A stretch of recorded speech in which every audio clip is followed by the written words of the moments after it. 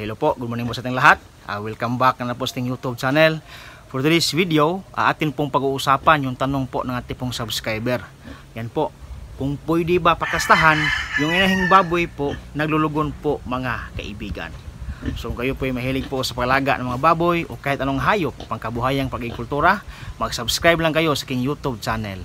Ryan Patinio, Agri Farming, Family and Kitchen Adventures. Ngayong umaga po mga kaibigan, atin pong pag-uusapan po yung paglulugon po natin ng inahing baboy. O bakit ba sila po naglulugon? So normally po yung ating mga baboy po, mayroon po silang tinatawag ng mga molting stage o naglulugon po talaga yan. Kadalasan po sa isang taon, 2 beses po naglulugon po yung ating mga alagang inahing baboy. Pero kapag dumalaga po yung ating inahing baboy, sila po yung naglulugon, pero dahan-dahan, hindi po yan biglaan. Kaya po, di po natin medyo napansin kapag naglulugon po yung ating mga dumalaga, kasi dahan-dahan po yung paglulugon nila. Pero sila po yung talagang naglulugon po. Ang paglulugon po natin pong kadalasan pong makikita o maobserbahan na biglaan talaga ay doon po sa mga inahing baboy po na kakatapos lang po nating nagwalay ng mga biik. So kung napansin nyo po, kapag kayo po nagwawalay ng mga biik na nasa 30 days, yung ating inahing baboy po ay maglulugon po yan ng biglaan. So maraming pong balahibo yung malalagas.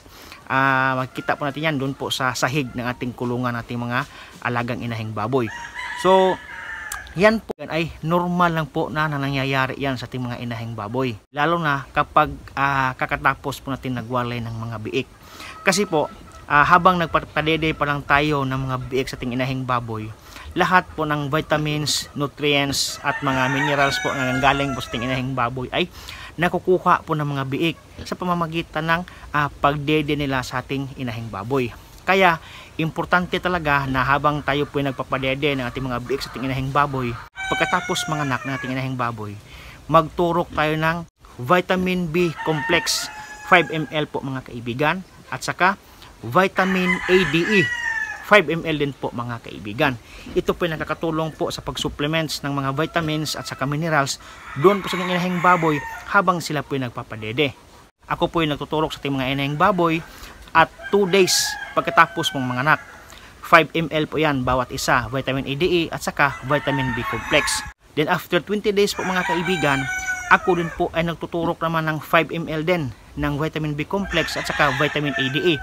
And then pagkatapos magwalay, ikadalawang araw after walay, ganun pa rin, 5 ml bawat isa ng vitamin B complex at saka vitamin ADE. Ito po ay aking tinuturok po sa ating mga inahing baboy para po pagdating po ng pagwawalay ng mga biik, kapag sila po yung naglulugon o naglalagas pa ng mga balahibo po mga kaibigan, ay di po ganon karami ang malalagas. At saka after walay din po, ang atin pong ipapakain sa ating mga alagang inahing baboy, dapat po lactating feeds pa rin hanggang 1 linggo para mas madaling makarecover yung ating inahing baboy mula po doon sa pagpapadede niya doon po sa kanyang mga biik mga kaibigan. Kapag naglulugon po yung ating inahing baboy, ito po ay hindi po mapapakasta ng barakop kasi hindi din po sila naglalandi sa mga panahon na iyan.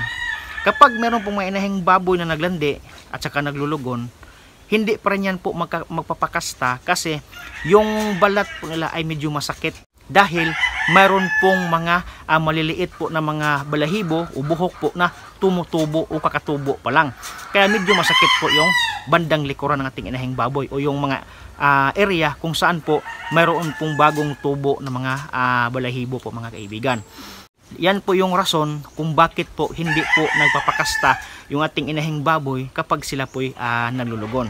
Kapag yung inahing baboy nyo po ay nakapagbigay kayo ng tamang vitamins sa supplements ng vitamin B complex at saka vitamin ADE at saka napakain nyo ng lactating feeds 2 kilos per day, good for 1 week after walay, kapag sila po ay naglulugon mga kaibigan ay hindi po ganun kabiglaan o hindi po ganun kagrabe. Kaya pwede nyo pong pakastahan yung mga inahing baboy nyo.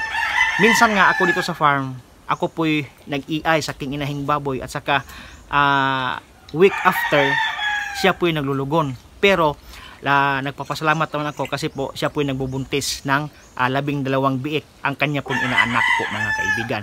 So atin lang pong tandaan, kapag yung ating inahing baboy po ang naglulugon, huwag muna nating pakastahan at hintayin po natin kung kailan po sila magkapag-recover po mga kaibigan.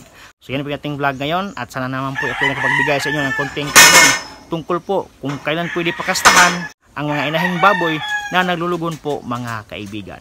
Hanggang dito lang po at maraming salamat po sa inyong panonood. Happy farming po mga kaibigan. See you next time. Bye-bye.